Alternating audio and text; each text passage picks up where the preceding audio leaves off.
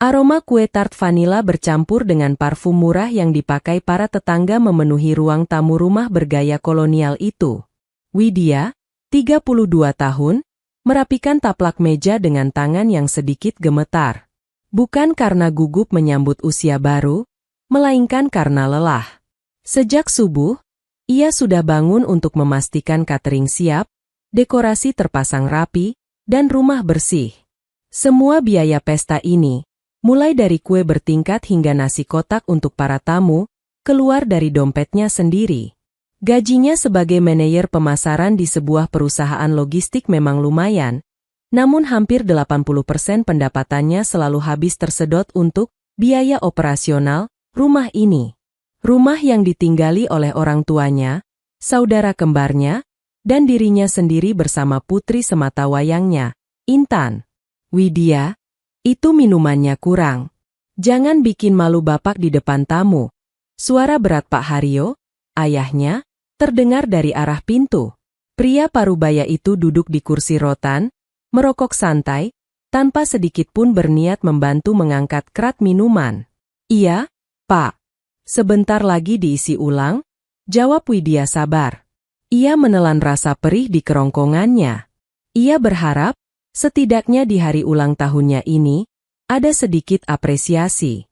Winda, saudara kembar Widya, muncul dari kamar dengan gaun baru yang mencolok. Wid, Intan mana?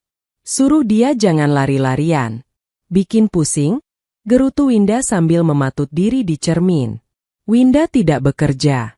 Sehari-harinya ia hanya menghabiskan waktu di rumah atau nongkrong dengan uang saku yang, ironisnya, sering diminta dari Widya dengan alasan, pinjam dulu. Pukul 7 malam, tamu-tamu mulai berdatangan. Kerabat jauh, tetangga kompleks, dan beberapa teman lama orang tua mereka memenuhi ruang tengah.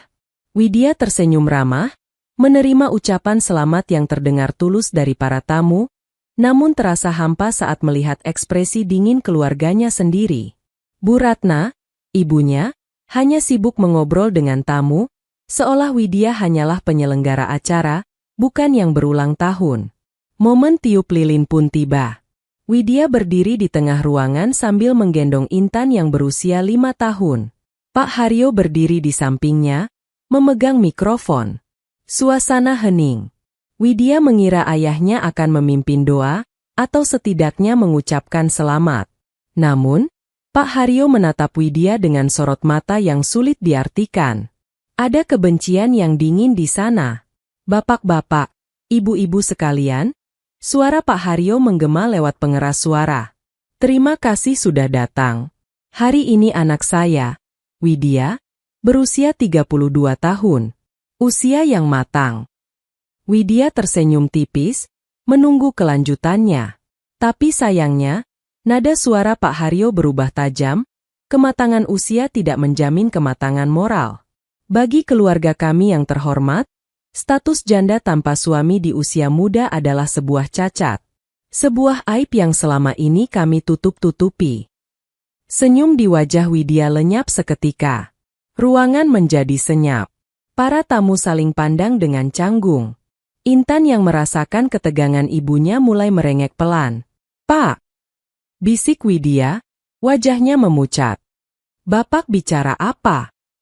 Pak Haryo tidak peduli. Ia menatap lurus ke arah tamu undangan, lalu kembali menatap putrinya dengan tatapan merendahkan. Saya sudah bersabar cukup lama menampung kamu dan anakmu di rumah ini. Tapi saya rasa sudah cukup. Rumah ini butuh suasana yang bersih dari kegagalan rumah tangga. Bapak mengusir saya? Suara Widya bergetar, separuh tidak percaya. Di depan semua orang? Di hari ulang tahun saya? Bukan mengusir, tapi mendidik. Sela Winda tiba-tiba, melangkah maju dengan senyum sinis.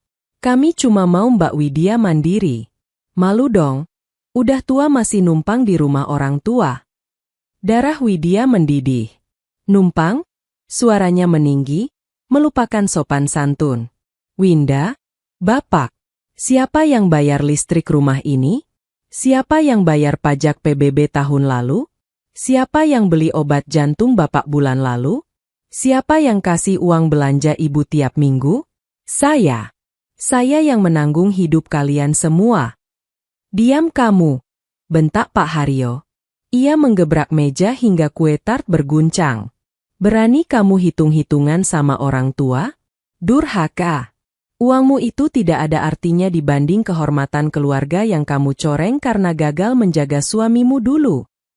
Ibu Widya, Bu Ratna, yang sedari tadi diam, akhirnya buka suara. Namun bukan untuk membela, melainkan menambah luka. Sudahlah, Wid, bapakmu benar. Sebaiknya kamu pergi. Kami butuh ketenangan. Air mata Widya jatuh, bukan karena sedih, tapi karena marah yang luar biasa. Ia melihat wajah-wajah orang yang ia hidupi selama bertahun-tahun. Tidak ada cinta di sana. Hanya ada keserakahan dan kekejaman yang berlindung di balik topeng, moral keluarga. Pak Haryo menunjuk pintu depan. Saya kasih waktu 24 jam. Besok malam, kamar itu harus sudah kosong. Bawa anakmu pergi. Jangan sampai saya panggil satpam kompleks untuk menyeret barang-barangmu. Widya memandang sekeliling. Para tamu menunduk, tak berani ikut campur urusan keluarga.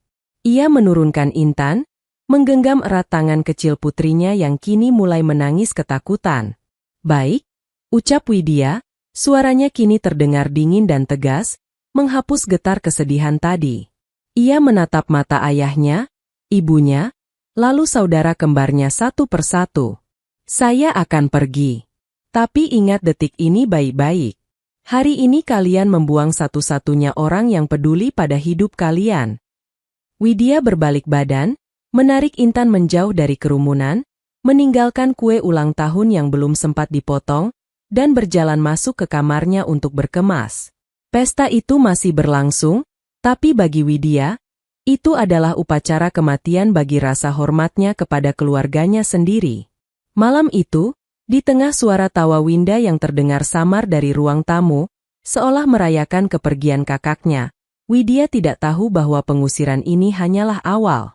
Ada skenario yang jauh lebih jahat yang sedang mereka mainkan di belakang punggungnya. Pukul 2 dini hari, pesta di ruang depan sudah usai, menyisakan keheningan yang mencekam di rumah besar itu. Di dalam kamarnya, Widya tidak tidur. Matanya sembab, namun tangannya bergerak cekatan memasukkan pakaian ke dalam koper besar. Sesekali ia menoleh ke ranjang, memastikan Intan masih tertidur pulas di tengah tumpukan baju yang belum terlipat. "Mama, kita mau liburan?" tanya Intan polos saat sempat terbangun tadi. Pertanyaan itu menghunjam dada Widya, namun ia hanya mengangguk pelan agar putrinya kembali tidur. Widya tahu ia tidak boleh berlama-lama meratapi nasib. Besok pagi, ia harus sudah keluar dari rumah ini sebelum ayahnya bangun dan menciptakan drama baru. Pikirannya melayang pada keuangan. Tabungannya cukup untuk sewa apartemen sederhana selama beberapa bulan, tapi ia harus berhemat ketat mulai sekarang. Tidak ada lagi jatah belanja untuk ibunya, tidak ada lagi uang rokok untuk ayahnya. Saat membuka laci paling bawah lemari pakaiannya untuk mengambil berkas-berkas penting, akta kelahiran Intan, ijazah, dan kartu keluarga, kening Widya berkerut. Tumpukan map itu berantakan. Biasanya, Widya menyusun dokumennya dengan urutan yang sangat rapi berdasarkan warna map. Namun kali ini, map merah berisi dokumen pribadinya berada di paling bawah, tertindih majalah bekas. Seseorang pernah menggeledah lacinya. Jantung Widya berdegup kencang. Ia memeriksa kelengkapan dokumennya. Paspor ada, ijazah ada. Namun, saat ia mengibaskan map itu, sebuah amplop coklat terjatuh ke lantai. Amplop itu sudah robek di bagian ujungnya, seolah dibuka dengan paksa lalu diselipkan kembali secara asal-asalan. Kop suratnya berasal dari sebuah bank swasta. Kepada YTH. Ibu Widya Larasati, gumamnya membaca tujuan surat itu. Tanggalnya baru seminggu yang lalu. Widya menarik isi surat itu dengan tangan gemetar. Isinya adalah pemberitahuan persetujuan kredit multiguna dengan nilai plafon pinjaman sebesar 500 juta rupiah. Agunan yang tertera di sana membuatnya menahan napas. Sertifikat hak milik, SHM, nomor 1045, alamat rumah yang sedang ia tempati saat ini. Ini gila, bisiknya. Widya tidak pernah mengajukan pinjaman. Ia bahkan tidak pernah memegang sertifikat rumah itu karena setahunya, sertifikat asli masih disimpan oleh ayahnya di brankas ruang kerja setelah kakek meninggal 5 tahun lalu. Kakek memang pernah berbisik bahwa rumah ini akan diberikan padanya, tapi wasiat resminya tidak pernah dibacakan karena Pak Haryo selalu beralasan dokumennya hilang. Bagaimana bisa ada pinjaman atas namanya dengan jaminan rumah yang status kepemilikannya saja masih ia kira milik almarhum kakek? Sebuah realisasi mengerikan merayap di benaknya. Jika pinjaman ini disetujui atas namanya, berarti seseorang memalsukan tanda tangannya. Dan jika jaminannya adalah rumah ini, berarti sertifikat rumah itu kini mungkin sudah dibalik nama menjadi atas namanya tanpa sepengetahuannya. Hanya untuk dijadikan jaminan utang oleh keluarganya sendiri. Suara langkah kaki di lorong depan kamar membuyarkan lamunannya. Itu langkah Winda, terdengar dari gesekan sandal rumahnya yang khas. Widya buru-buru memotret surat itu dengan ponselnya, lalu menyelipkan kembali aslinya ke dalam laci, persis seperti posisi semula. Ia tidak boleh gegabah. Jika ia mengonfrontasi mereka sekarang tanpa persiapan, mereka bisa saja menghancurkan bukti lain atau memutarbalikkan fakta. Ia butuh strategi. Pagi harinya, matahari belum tinggi ketika taksi online pesanan Widya tiba di depan pagar. Widya menyeret 2 koper besar keluar, sementara Intan menggendong tas ransel kecilnya dengan wajah bingung. Di teras, Winda duduk santai sambil menyesap kopi, memandang kesibukan kakaknya dengan tatapan mencemooh. Wah, gercep juga ya. Kirain harus diseret dulu baru mau pergi. Widya berhenti sejenak. Ia menatap Winda lurus-lurus. Tatapan Widya kali ini berbeda, tidak ada lagi sorot mata memohon atau sedih. Yang ada hanya ketajaman seorang wanita yang baru saja menyadari bahwa ia sedang berperang. Nikmati kopimu, Win, ucap Widya datar. Dan sampaikan ke Bapak, tagihan listrik bulan depan sudah bukan urusanku lagi. Semoga uang pensiun Bapak cukup buat bayar gaya hidup kalian. Wajah Winda berubah masam, tapi Widya sudah tidak peduli. Ia masuk ke dalam taksi tanpa menoleh lagi ke rumah masa kecilnya itu. Di dalam taksi yang melaju menjauhi kompleks perumahan, Widya mengeluarkan ponselnya. Ia mencari satu nama di daftar kontaknya. Teman SMA-nya yang kini menjadi pengacara spesialis sengketa aset. Halo, Zahra? Sapa Widya begitu telepon tersambung. Suaranya berusaha tegar meski tenggorokannya tercekat. Widya? Tumben telepon pagi-pagi. Happy belated birthday. Ya, maaf kemarin aku nggak bisa datang. Suara ceria Zahra terdengar dari seberang. Makasih, Ra. Nggak apa-apa kamu nggak datang. Pestanya kacau. Widya menarik napas panjang. Ra, aku butuh bantuanmu. Bukan sebagai teman curhat, tapi sebagai pengacara. Ini soal penipuan. Dan pelakunya keluargaku sendiri. Hening sejenak di ujung telepon, sebelum suara Zahra berubah serius dan profesional. Datang ke kantorku 1 jam lagi. Bawa semua bukti yang kamu punya. Widya memutus sambungan telepon, lalu menatap Intan yang sedang melihat pemandangan jalanan lewat jendela. Mulai sekarang kita cuma berdua. Nak, batinnya. Namun anehnya, di balik rasa terusir itu, Widya merasakan sedikit kelegaan. Ia kini tahu bahwa musuhnya bukan lagi orang yang harus ia hormati, melainkan kriminal yang harus ia hadapi. Kantor advokat, Zahra Partners, terletak di sebuah ruko modern di pusat kota. Pendingin ruangan yang sejuk dan aroma kopi segar sedikit menenangkan saraf Widya yang tegang. Intan duduk anteng di sofa sudut, mewarnai buku gambar yang baru saja dibelikan resepsionis, sementara Widya duduk berhadapan dengan Zahra di ruang kerja berdinding kaca. Zahra menatap layar ponsel Widya, memperbesar foto surat dari bank yang diambil semalam. Kening pengacara muda itu berkerut dalam. Ini bukan sekadar pengajuan, Wid, kata Zahra pelan, meletakkan ponsel itu di meja. Ia menatap sahabatnya dengan sorot prihatin sekaligus tajam.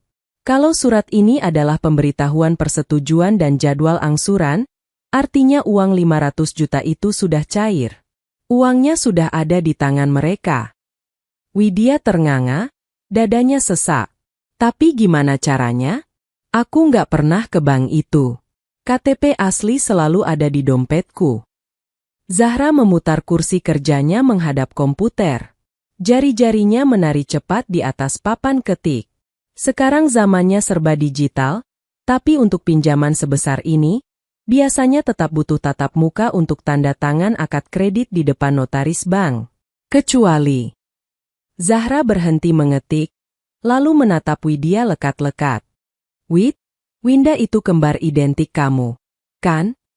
Pertanyaan itu menghantam Widya seperti palu godam. Ia mengangguk kaku.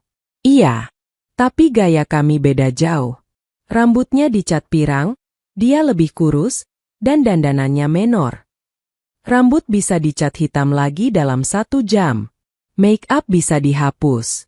Baju sopan bisa dibeli, potong Zahra cepat. Kalau dia bawa KTP MU, yang mungkin dia curi sebentar lalu dikembalikan, dan datang ke bank mengaku sebagai Widya Larasati, petugas bank gak akan curiga. Wajah kalian sama persis di mata orang asing. Widya lemas. Ia teringat kejadian 2 bulan lalu, saat dompetnya hilang di rumah dan ditemukan kembali oleh Winda di bawah sofa 2 hari kemudian. Saat itu Widya sangat bersyukur, tidak menyadari bahwa 2 hari itu cukup untuk memproses segala administrasi awal. Mari kita cek status kreditmu di Sliko JK. Ajak Zahra. Beberapa menit kemudian, hasil pemeriksaan keluar di layar komputer. Wajah Widya pucat pasi saat melihat deretan angka di sana. Namanya tercatat memiliki fasilitas kredit senilai 500 juta rupiah dengan jaminan sertifikat rumah. Status, lancar, baru berjalan 1 bulan. Mereka mencuri identitasku. Desis Widya, air mata kemarahan mulai menggenang. Bapak, Ibu, Winda mereka kriminal. Dan ada satu lagi yang lebih bahaya. Tambah Zahra, menunjuk baris data lain. Untuk menjaminkan rumah warisan kakekmu, sertifikat itu harus sudah atas nama peminjam. Artinya, sertifikat rumah itu sekarang sudah bukan atas nama kakek lagi, tapi sudah dibalik nama menjadi atas namamu.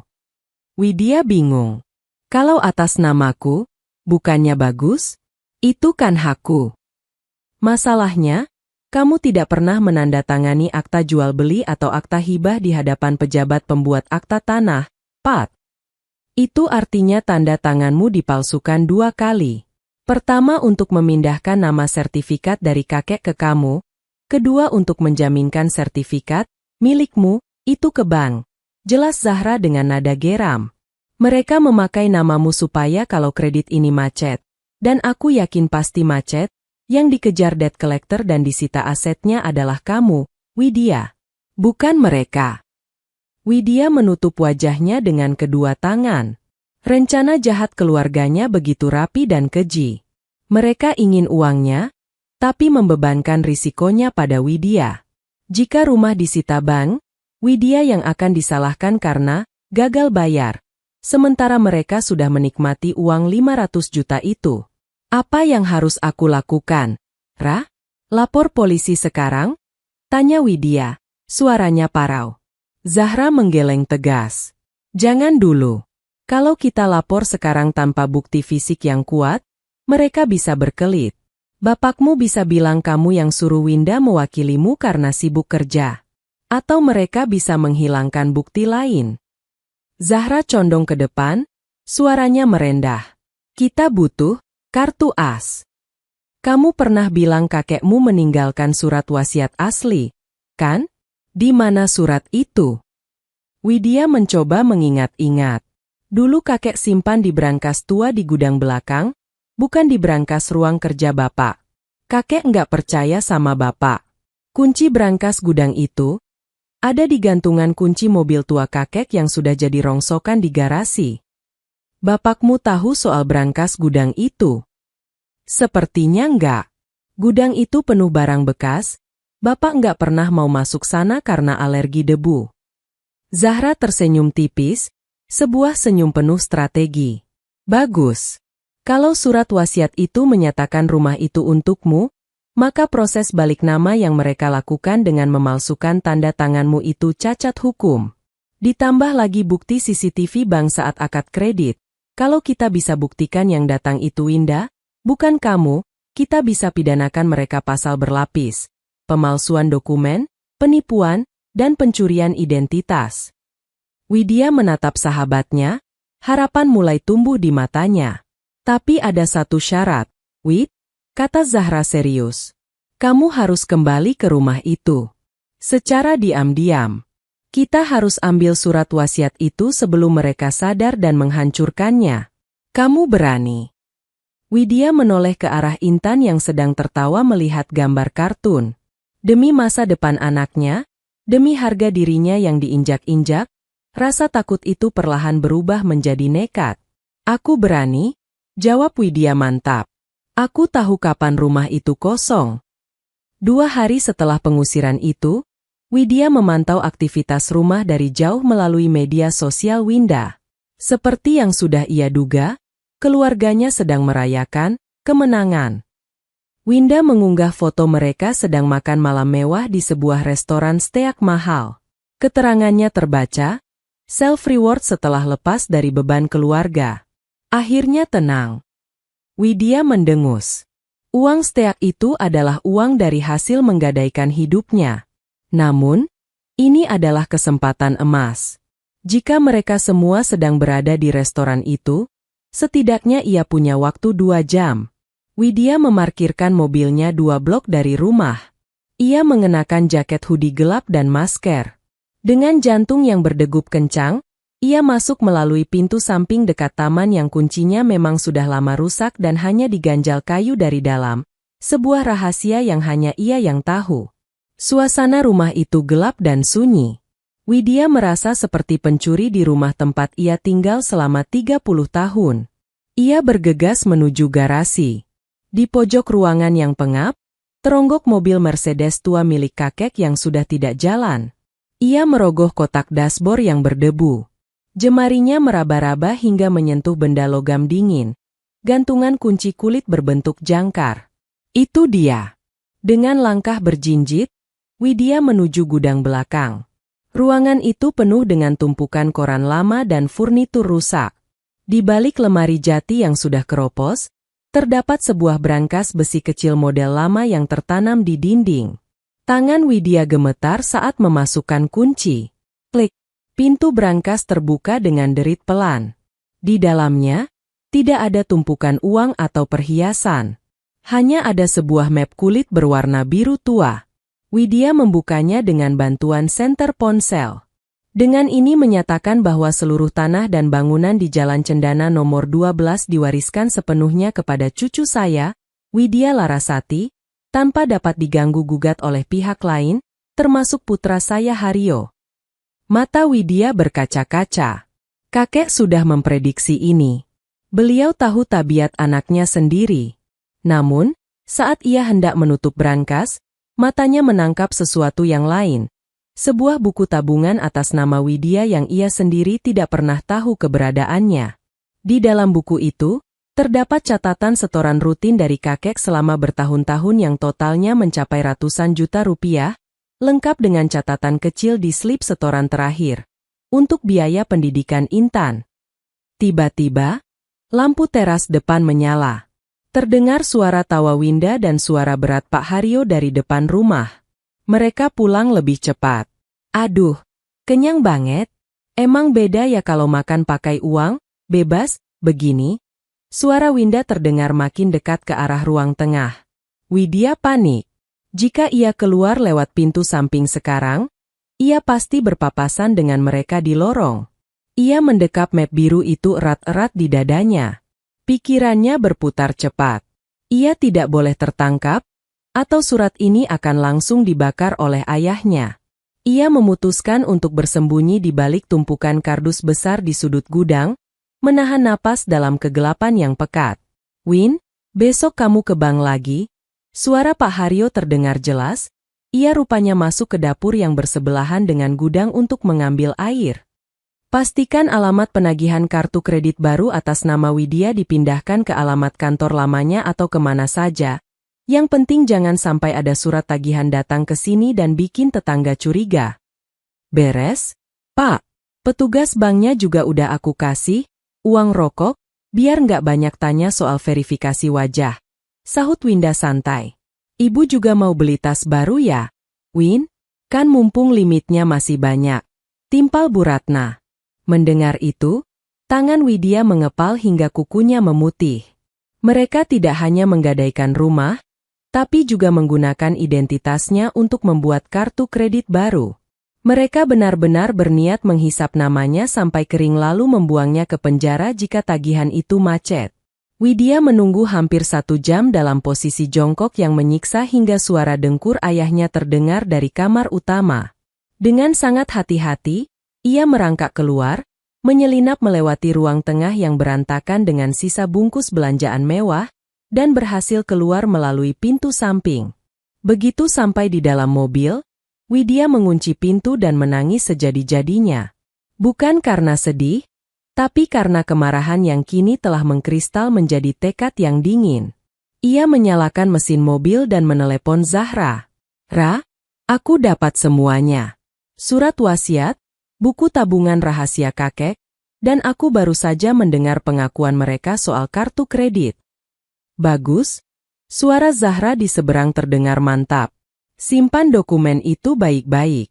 Besok pagi, kita mulai serangan balik. Aku sudah menyiapkan draft gugatan perdata dan laporan pidana. Kita akan membuat mereka menyesal pernah mengusirmu.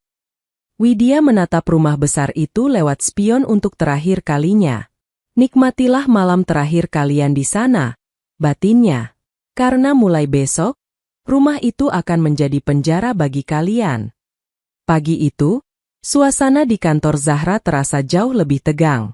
Di atas meja kerja, dokumen-dokumen yang ditemukan Widya semalam telah ditata rapi. Zahra memeriksa surat wasiat kakek dengan sangat teliti, menggunakan kaca pembesar untuk memastikan keaslian segelnya. Wasiat ini sangat kuat, Wid, ujar Zahra dengan nada puas. Kakekmu bahkan menyertakan saksi dari notaris lama yang ternyata masih aktif praktik. Ini adalah bom waktu bagi ayahmu.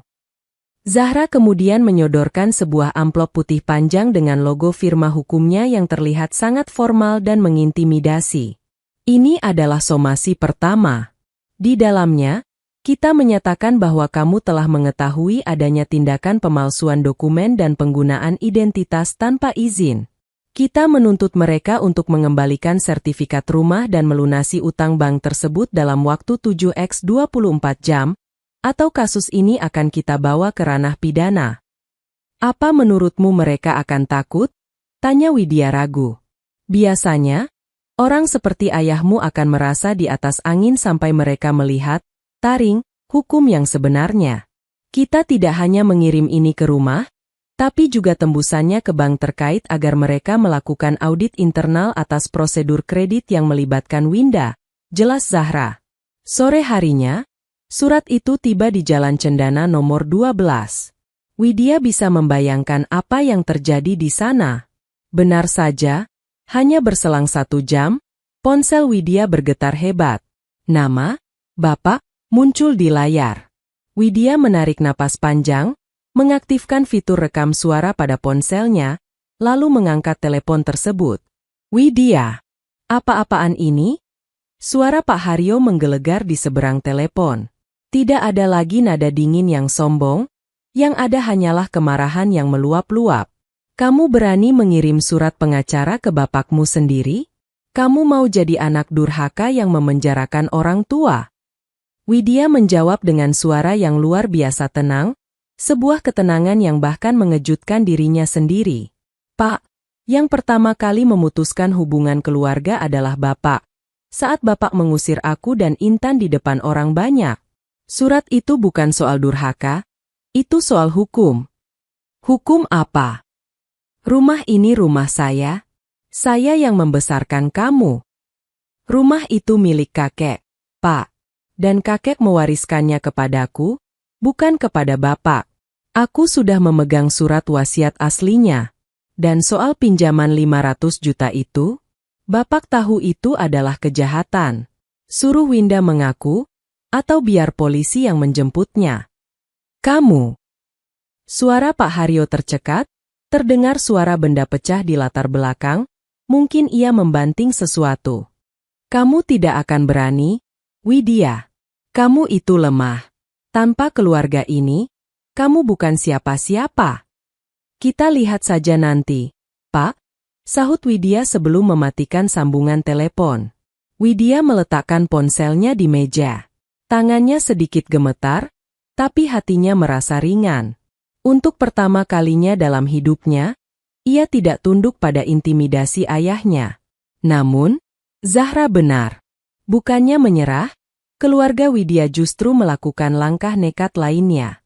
Malam itu, Winda mengunggah sebuah video singkat di media sosialnya. Dengan mata yang dibuat-buat sembab, ia bercerita bahwa ia sedang diancam oleh saudaranya sendiri yang gila harta dan ingin mengusir orang tua mereka dari rumah. Strategi playing victim dimulai.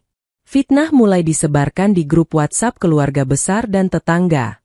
Widya mulai menerima pesan-pesan hujatan dari kerabat yang tidak tahu apa-apa, menyebutnya sebagai anak yang tidak tahu diuntung. Widya hampir saja goyah dan ingin membalas pesan-pesan itu, namun Zahra segera menahannya. Biarkan mereka berkoar di media sosial, Wid. Biarkan mereka menggali lubang kubur mereka sendiri dengan kebohongan. Di pengadilan nanti, hanya bukti fisik yang bicara, bukan air mata buaya atau status Facebook, tegas Zahra. Widya mengangguk. Ia harus bertahan sedikit lebih lama lagi. Ia pun mulai menyiapkan koper kecil berisi dokumen cadangan dan pindah ke sebuah hotel yang lokasinya dirahasiakan, karena ia tahu, setelah somasi ini, ayahnya mungkin akan mencoba mendatangi kantor atau mencarinya untuk melakukan konfrontasi fisik. Permainan baru saja dimulai, dan Widya baru saja memindahkan pion pertamanya. Seminggu berlalu sejak somasi dilayangkan. Bukannya menunjukkan itikat baik, keluarga Widya justru semakin gencar melakukan serangan psikologis. Pak Haryo secara terang-terangan mengganti semua kunci rumah agar Widya tidak bisa masuk sama sekali. Sementara Winda terus mengirimkan pesan suara berisi cacian, menuduh Widya telah memalsukan surat wasiat kakek. Namun, Zahra tidak tinggal diam. Ia mengajak Widya untuk melakukan langkah strategis berikutnya. Mendatangi kantor pusat bank yang mencairkan pinjaman 500 juta tersebut. Kita akan melakukan konfrontasi langsung di sana, ujar Zahra sambil merapikan setelannya. Bank paling takut dengan isu fraud atau kecurangan internal. Jika kita bisa membuktikan bahwa prosedur mereka cacat, mereka akan berbalik menekan ayahmu untuk segera melunasi utang agar masalah ini tidak mencuat ke publik. Di kantor bank, mereka ditemui oleh manajer operasional dan seorang staf bagian legal. Suasana ruangan itu dingin dan formal. Widya meletakkan KTP aslinya di atas meja, bersandingan dengan salinan dokumen pencairan kredit yang ia peroleh sebelumnya. Saya Widya Larasati. Saya berdiri di sini untuk menyatakan bahwa saya tidak pernah mengajukan pinjaman ini, tidak pernah menandatangani akad kredit apapun, dan tidak pernah menerima uang sepeser pun dari bank ini. Pihak bank awalnya mencoba membela diri. Tapi Ibu, dokumen kami lengkap. Ada foto pemohon yang sangat mirip dengan Anda saat penandatanganan di depan notaris rekanan kami. Zahra tersenyum tipis, lalu mengeluarkan sebuah tablet. Ia memutar rekaman CCTV dari sebuah minimarket di dekat kantor Widya, pada jam dan tanggal yang sama dengan waktu penandatanganan akad kredit yang tertera di dokumen bank. Di sana terlihat jelas Widya sedang berbelanja dengan Intan, mengenakan pakaian kantor. Di jam yang sama, klien saya sedang berada di tempat lain. Mustahil dia berada di dua tempat sekaligus, tegas Zahra. Kami menduga ada oknum di bank ini yang bekerja sama dengan saudara kembar klien saya untuk meloloskan verifikasi wajah secara sengaja atau lalai. Wajah manajer operasional itu seketika berubah pucat. Jika terbukti ada kelalaian verifikasi, bank bisa dituntut balik dan reputasi mereka akan hancur. Kami akan melakukan investigasi internal segera. Bu, jawab sang manajer dengan suara sedikit bergetar. Bagus, sahut Zahra. Dan perlu diingat, rumah yang dijadikan jaminan itu adalah objek sengketa berdasarkan surat wasiat asli yang kami miliki. Jika bank tetap melanjutkan penagihan kepada klien saya, kami tidak akan ragu untuk melaporkan kasus ini ke Otoritas Jasa Keuangan, OJK, dan membawa masalah ini ke media nasional. Sore itu, saat keluar dari bank, Widya merasa beban di bahunya sedikit berkurang. Namun, ketenangan itu terusik ketika ponselnya berbunyi. Kali ini bukan telepon, melainkan sebuah kiriman foto dari nomor tak dikenal. Foto itu menunjukkan Intan yang sedang bermain di taman dekat sekolahnya, dan di latar belakang terlihat mobil milik Winda yang sedang terparkir mengawasi. Darah Widya tersirap. Mereka mulai mengincar anaknya. Mereka mengintai Intan. Suara Widya gemetar saat menunjukkan foto itu pada Zahra. Zahra menatap foto itu dengan rahang mengeras. Ini sudah masuk ranah intimidasi dan ancaman terhadap anak di bawah umur. Mereka sudah melewati batas. Wid, kita tidak bisa lagi hanya bermain di jalur perdata. Zahra mengambil ponselnya sendiri dan menghubungi seseorang. Halo, Pak Kanit? Saya ingin melaporkan tindak pidana penipuan dan ancaman kekerasan. Ya, kami punya buktinya. Kami akan ke kantor polisi sekarang juga. Widya memeluk erat tasnya. Ia menyadari bahwa memenangkan rumah itu saja tidak cukup. Untuk bisa hidup tenang, ia harus memastikan orang-orang jahat itu mendapatkan ganjaran yang membuat mereka tidak bisa lagi menyentuh hidupnya dan putrinya. Ayo, Wid, ajak Zahra. Kita buat laporan polisi secara resmi. Kali ini, tidak akan ada kata maaf. Kantor polisi resor terasa gerah dan penuh asap rokok, namun Widya tidak peduli. Di hadapan penyidik, ia membeberkan segalanya. Bukan hanya soal dokumen palsu, tapi juga rasa takutnya sebagai seorang ibu. Foto Intan yang sedang diawasi oleh mobil Winda menjadi bukti kunci bahwa ini bukan lagi sekadar sengketa harta, melainkan ancaman keselamatan. Saya ingin perlindungan untuk anak saya, Pak, ujar Widya tegas di depan meja penyidik. Setelah laporan resmi dibuat, polisi bergerak cepat. Berbekal laporan penipuan perbankan dan pemalsuan dokumen otentik, tim penyidik mendatangi rumah di Jalan Cendana malam itu juga.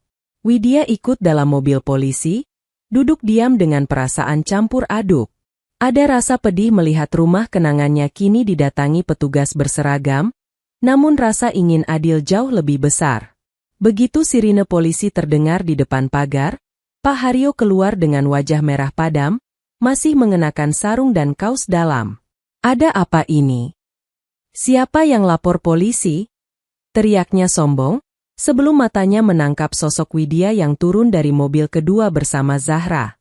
Pak Haryo, kami membawa surat perintah penggeledahan dan pemanggilan terkait dugaan pemalsuan dokumen dan penipuan perbankan, ujar petugas kepolisian dengan nada datar namun otoriter. Winda menyusul keluar, wajahnya yang biasanya penuh polesan make-up kini pucat pasi.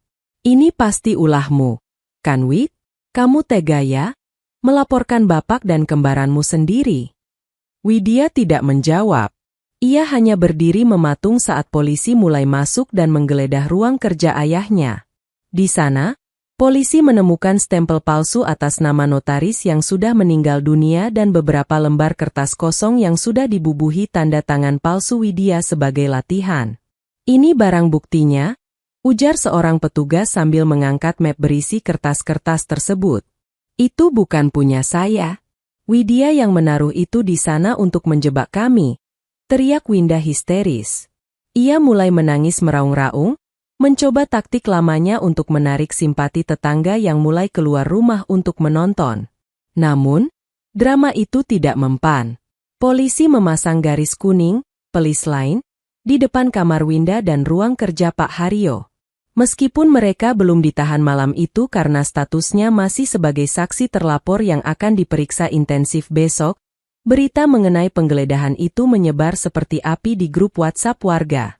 Reputasi kalian yang selama ini kalian agung-agungkan, sudah selesai malam ini, Pak, bisik Widya saat ia berpapasan dengan ayahnya di teras. Pak Haryo menatap putrinya dengan kebencian yang murni. Kamu pikir kamu menang? Tanpa rumah ini, kami akan hancur, tapi kamu juga akan dikenal sebagai anak yang memenjarakan orang tuanya. Kamu tidak akan pernah tenang. Aku lebih baik dikenal sebagai anak yang tegas daripada membiarkan anakku tumbuh di bawah atap para pencuri, jawab Widya tanpa sedikit pun keraguan. Malam itu, Widya tidak menginap di sana. Ia kembali ke hotel tempat Intan menunggu bersama pengasuh sementara. Di dalam kamar hotel yang tenang, Widya memeluk Intan yang sudah terlelap. Zahra meneleponnya beberapa menit kemudian. Wid, Bank baru saja mengonfirmasi. Mereka menemukan bukti bahwa oknum orang dalam memang menerima suap dari Winda untuk meloloskan kredit itu. Bank akan menarik kembali fasilitas kredit tersebut dan menuntut pelunasan instan. Jika tidak, Bank sendiri yang akan melaporkan Winda secara pidana atas penipuan perbankan. Widya memejamkan mata. Jaring-jaring hukum mulai merapat. Keluarganya kini terjepit di antara tuntutan bank, laporan polisi, dan wasiat kakek yang sah. Tidak ada jalan keluar bagi mereka selain menghadapi konsekuensi dari keserakahan yang mereka tanam sendiri. Pagi hari setelah penggeledahan, dunia seolah berbalik 180 derajat bagi Pak Haryo dan Winda. Jika sebelumnya mereka merasa di atas awan, kini mereka terjaga dalam mimpi buruk. Berita tentang polisi yang mendatangi rumah, terhormat, di Jalan Cendana menjadi buah bibir paling panas di lingkungan tersebut. Pukul 10 pagi, sebuah mobil mewah berwarna hitam berhenti di depan rumah. Itu bukan mobil polisi, melainkan pihak dari Departemen Aset Recovery Bank Swasta tempat Winda mencairkan pinjaman. Mereka datang membawa surat teguran keras. Karena adanya temuan unsur penipuan dan pemalsuan dokumen dalam pengajuan kredit ini, pihak bank membatalkan perjanjian secara sepihak dan menuntut pengembalian dana sebesar 500 juta rupiah ditambah bunga dan denda, efektif dalam waktu 3 hari kerja, ujar petugas bank itu dengan nada dingin di ruang tamu. Winda yang masih mengenakan daster, tampak gemetar. 3 hari? Mana mungkin kami punya uang sebanyak itu?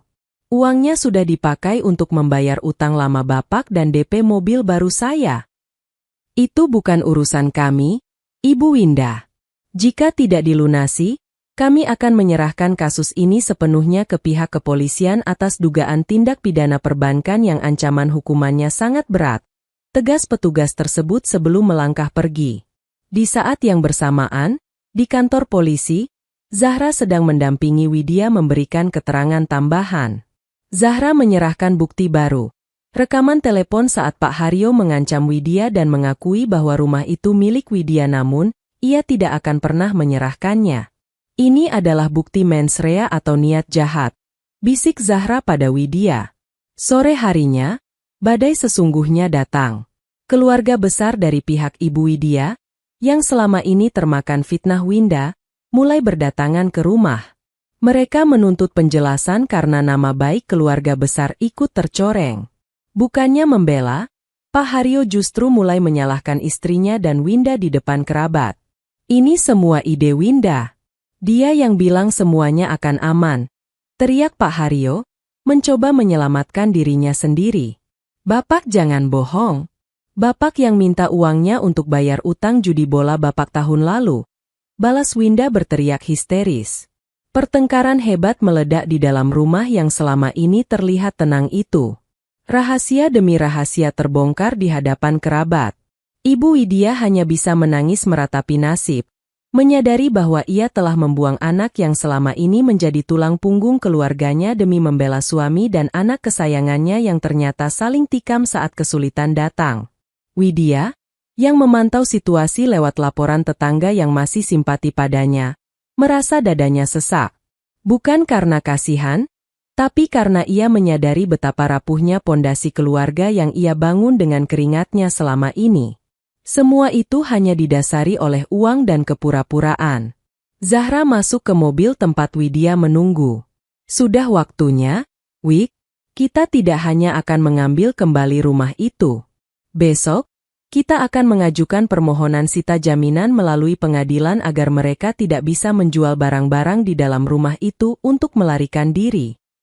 Apa mereka akan dipenjara? Ra? Tanya Widya pelan. Winda hampir pasti karena dia yang memalsukan tanda tangan dan datang ke bank. Ayahmu? Bisa jadi sebagai otak atau turut serta.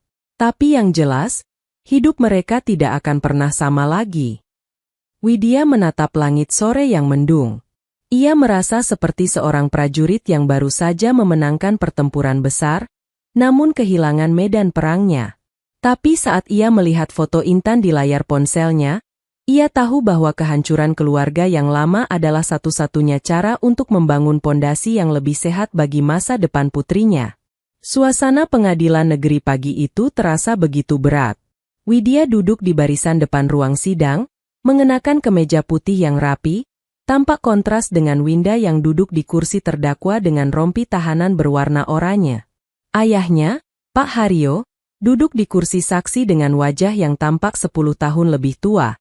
Keangkuhannya telah menguap, digantikan oleh sorot mata yang gelisah.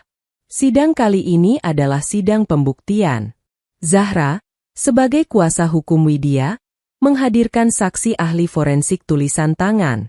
Berdasarkan analisis kami, tanda tangan pada dokumen akad kredit ini memiliki tarikan garis yang ragu-ragu dan tidak konsisten dengan spesimen tanda tangan asli Ibu Widya Larasati. Lapor saksi ahli tersebut sambil menunjukkan perbandingan besar di layar proyektor.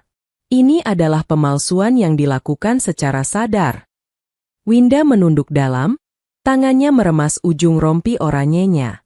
Di sisi lain, Zahra mengeluarkan senjata pamungkasnya, surat wasiat asli kakek.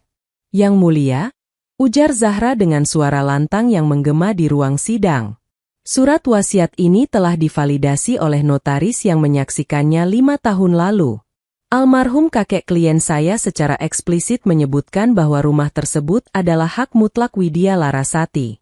Tindakan saudara Haryo dan Winda yang berusaha mengalihkan nama sertifikat dan menjaminkannya ke bank adalah tindakan melawan hukum yang terencana.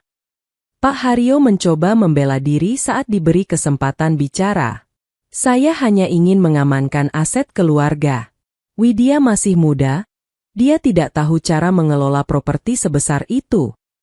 Mengamankan aset dengan cara menggadaikannya untuk kepentingan pribadi tanpa izin pemilik sah. Potong hakim ketua dengan nada sarkasme yang tajam. Itu bukan mengamankan, saudara saksi. Itu menjarah. Widya hanya diam mendengarkan. Ia melihat ibunya, Bu Ratna, duduk di bangku penonton paling belakang, terisak pelan sambil menutupi wajahnya dengan syal. Ada rasa perih di hati Widya, namun ia teringat saat ibunya hanya diam membisu ketika ia diusir di malam ulang tahunnya. Rasa iba itu pun perlahan memudar, digantikan oleh ketegasan untuk menuntut haknya. Puncak persidangan terjadi ketika pihak bank, yang kini berbalik menjadi pelapor karena merasa ditipu, menghadirkan rekaman CCTV internal mereka. Di layar, terlihat sosok yang sangat mirip Widya, namun dengan gerak-gerik yang gelisah dan gaya bicara yang dipaksakan. Itu saya, gumam Winda pelan, hampir tak terdengar, saat hakim menanyakan kebenaran rekaman tersebut. Saya yang melakukannya, tapi Bapak yang menyuruh. Pengakuan itu seperti ledakan di dalam ruangan. Pak Haryo terbelalak, menatap putrinya dengan amarah sekaligus ketakutan. Mereka mulai saling tuduh di hadapan hukum, mencoba menyelamatkan kulit masing-masing dengan menumbalkan satu sama lain. Hakim mengetuk palu dengan keras. Cukup. Fakta persidangan sudah jelas. Keputusan telah dibacakan. Seluruh klaim perbankan atas nama Widya dinyatakan batal demi hukum karena adanya unsur penipuan. Rumah di Jalan Cendana dinyatakan secara sah kembali ke bawah penguasaan Widya berdasarkan surat wasiat. Winda ditetapkan sebagai tersangka utama dalam tindak pidana pemalsuan dokumen dan penipuan perbankan, sementara Pak Haryo akan diproses dalam berkas terpisah atas dugaan turut serta dan manipulasi dokumen waris. Saat keluar dari ruang sidang, Widya menghirup napas panjang. Udara di luar terasa lebih segar dari biasanya. Kita menang, Wid, ujar Zahra sambil menepuk bahu sahabatnya. Belum sepenuhnya, Ra, jawab Widya sambil menatap langit. Mengambil kembali rumah itu mudah. Tapi membersihkan kenangan pahit di dalamnya, itu yang butuh waktu. Widya tahu, setelah ini ia harus menghadapi kenyataan pahit bahwa keluarganya benar-benar hancur. Namun, bagi Widya, lebih baik hidup dalam reruntuhan kebenaran daripada tinggal di dalam istana kebohongan. Keputusan pengadilan ibarat gempa bumi yang meruntuhkan sisa-sisa fasad kehormatan keluarga Pak Haryo. Dalam waktu singkat, rumah di Jalan Cendana kini dipasangi papan pengumuman resmi dari pengadilan yang menyatakan objek tersebut dalam pengawasan hukum.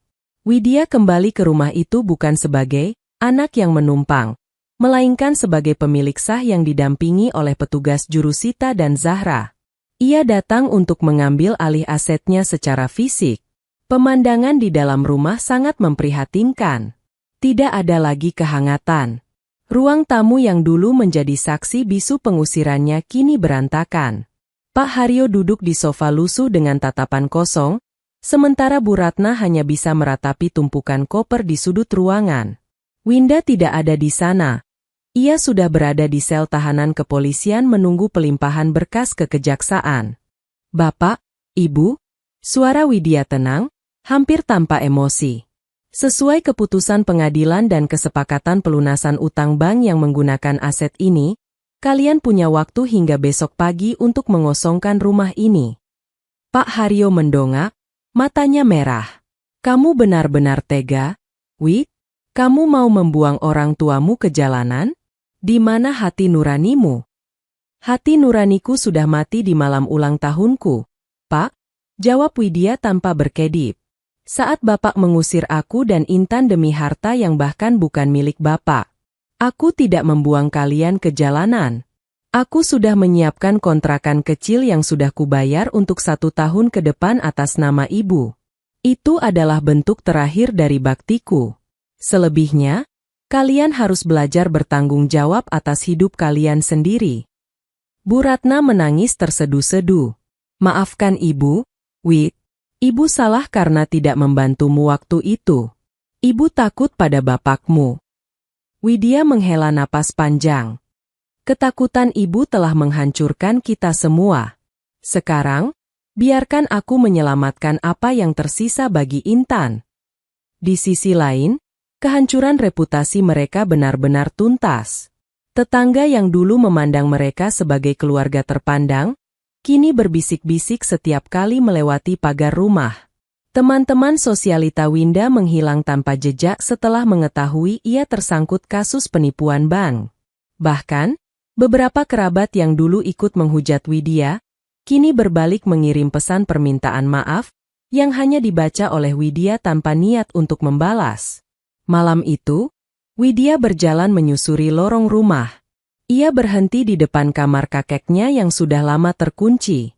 Ia membuka pintunya, mencium aroma kayu tua dan minyak angin yang khas.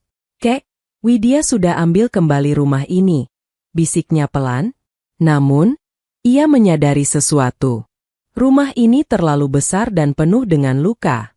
Setiap sudutnya mengingatkannya pada pengkhianatan. Widya membuat sebuah keputusan besar malam itu. Ia tidak akan tinggal di sini selamanya. Ia akan menjual rumah penuh kenangan pahit ini dan memulai hidup baru di lingkungan yang benar-benar bersih dari bayang-bayang masa lalu. Zahra meneleponnya larut malam. Wid, ada tawaran dari pengembang yang ingin membeli tanah rumahmu untuk dijadikan area komersial. Harganya sangat tinggi, cukup untuk membeli 2 rumah baru dan biaya pendidikan Intan sampai kuliah. Widya tersenyum tipis. Jual saja, Ra. Aku ingin menghapus jejak mereka dari hidupku. Esok paginya, Widya menyaksikan ayahnya menyeret koper keluar dari gerbang. Tidak ada pelukan perpisahan. Hanya ada kesunyian yang berat. Saat mobil yang membawa orang tuanya pergi, Widya merasa satu beban besar benar-benar terangkat dari dadanya.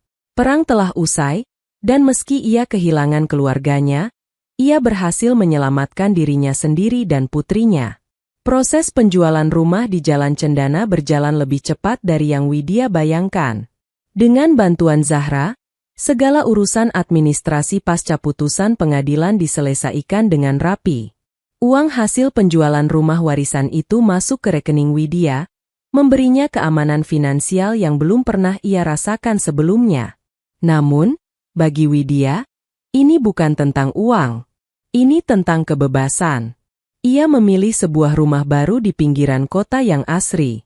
Bukan rumah kolonial yang besar dan gelap, melainkan sebuah hunian minimalis dengan jendela-jendela besar yang membiarkan cahaya matahari masuk ke setiap sudut ruangan. Tidak ada lagi gudang berdebu tempat ia harus bersembunyi, tidak ada lagi ruang tamu tempat ia dihakimi. "Mama, lihat, kamar Intan warnanya biru," teriak putrinya dengan riang saat mereka pertama kali menginjakan kaki di rumah baru itu. Widya tersenyum lebar, sesuatu yang jarang ia lakukan selama setahun terakhir. "Iya, sayang. Di sini Intan boleh main apa saja, gak ada yang akan marah-marah lagi." Sementara Widya menata hidupnya, kabar dari dunia lama-nya sesekali masih terdengar. Winda akhirnya divonis hukuman penjara atas kasus penipuan perbankan dan pemalsuan dokumen. Di balik jeruji besi, tidak ada lagi gaya hidup mewah atau tas-tas bermerek. Yang tersisa hanyalah penyesalan yang terlambat. Pak Haryo, yang kini tinggal di kontrakan sederhana bersama Bu Ratna, dikabarkan sering termenung. Tanpa uang dari Widya dan tanpa rumah kebanggaannya, ia hanyalah seorang pria tua yang kehilangan otoritasnya. Kabarnya, ia mencoba menghubungi beberapa kerabat untuk meminjam uang, namun pintu-pintu itu tertutup rapat. Reputasi sebagai orang tua yang mencoba merampas hak anaknya sendiri telah menjadi stempel yang tak bisa dihapus. Suatu sore, Widya duduk di teras belakang rumah barunya, menyesap teh sambil memperhatikan Zahra yang datang berkunjung. "Gimana rasanya hidup tanpa drama, Wid?" tanya Zahra sambil meletakkan tas kerjanya. "Tenang, Ra." "Sangat tenang," jawab Widya tulus. "Kadang aku masih merasa aneh kalau tanggal 1 tiba dan aku nggak perlu pusing memikirkan tagihan orang lain atau mendengar sindiran tajam. Rasanya seperti baru pertama kali bernapas dengan benar." Zahra menyerahkan sebuah map tipis. "Ini laporan akhir dari bank. Semua utang atas namamu sudah resmi dihapus dari sistem. Namamu di Slik OJK sudah bersih total. Kamu benar-benar sudah merdeka secara hukum." Widya menerima map itu dengan rasa syukur. Perjalanan dari malam ulang tahun yang kelabu hingga titik ini sangatlah panjang dan melelahkan. Ia belajar bahwa memaafkan tidak selalu berarti kembali bersama. Ia memaafkan ibunya di dalam hati agar ia bisa tenang, namun ia tetap menjaga jarak yang tegas demi kewarasan jiwanya. "Kamu hebat, Wid," puji Zahra. "Banyak orang di posisimu akan menyerah dan menerima nasib karena alasan bakti pada orang tua. Tapi kamu memilih untuk berdiri di atas kebenaran. Aku melakukannya untuk Intan, Ra. Aku nggak mau dia tumbuh besar melihat ibunya ditindas dan menganggap itu adalah hal yang normal." Widya menatap putrinya yang sedang menyiram bunga di taman. Malam itu, Widya menutup hari dengan perasaan damai. Ia tahu tantangan di depan sebagai ibu tunggal tetap ada, tapi ia tidak lagi takut. Ia punya rumah yang sah, pekerjaan yang stabil, dan yang paling penting, ia punya harga diri yang kini utuh kembali. Luka itu masih ada sebagai bekas parut, namun tidak lagi berdarah. 3 tahun telah berlalu sejak ketukan palu hakim mengakhiri mimpi buruk Widya.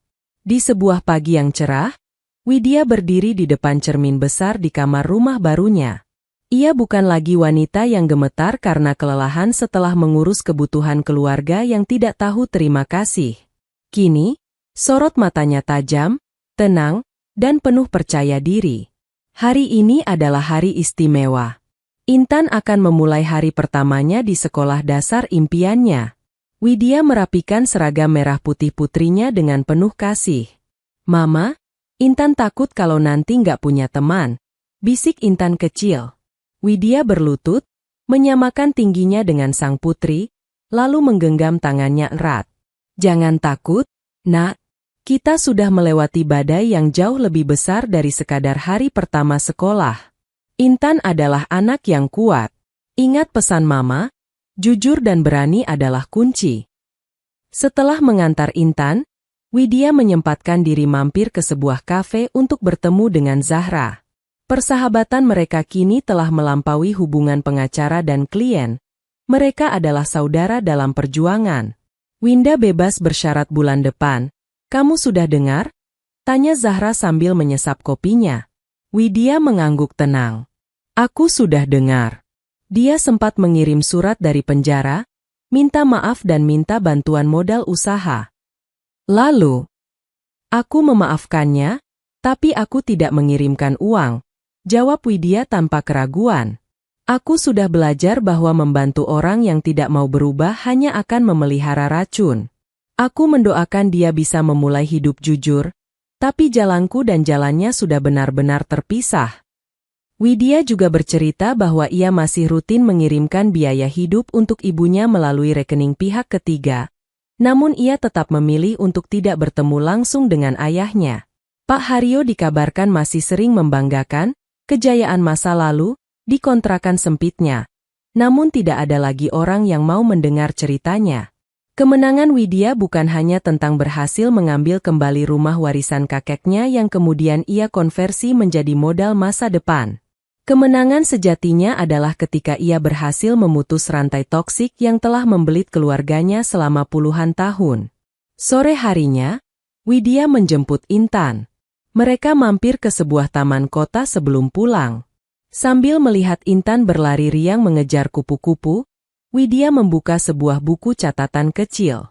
Di sana ia menuliskan target-target barunya, pendidikan tinggi untuk Intan, pengembangan karirnya sendiri, dan rencana liburan berdua yang telah lama tertunda. Tidak ada lagi bayang-bayang ketakutan akan pengusiran.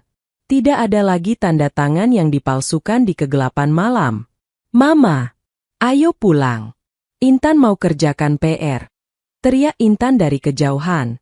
Widya berdiri, menutup buku catatannya, dan tersenyum pada langit yang perlahan berubah jingga. Ia menyadari bahwa pengkhianatan keluarganya, meski menyakitkan, adalah sebuah pembedahan yang diperlukan untuk membuang bagian yang busuk dalam hidupnya. Kini, Widya melangkah pulang menuju rumah yang benar-benar miliknya, sebuah istana kecil yang dibangun di atas pondasi kejujuran dan kasih sayang yang tulus. Perjuangannya telah usai, dan masa depannya baru saja dimulai. Hidupnya kini adalah sebuah cerita tentang bagaimana seorang wanita, dengan satu tangan menggandeng anaknya dan tangan lainnya memegang kebenaran, mampu meruntuhkan tirani ketidakadilan dan membangun kebahagiaannya sendiri. Tamat. Tamat. Tamat. Tamat. Tamat.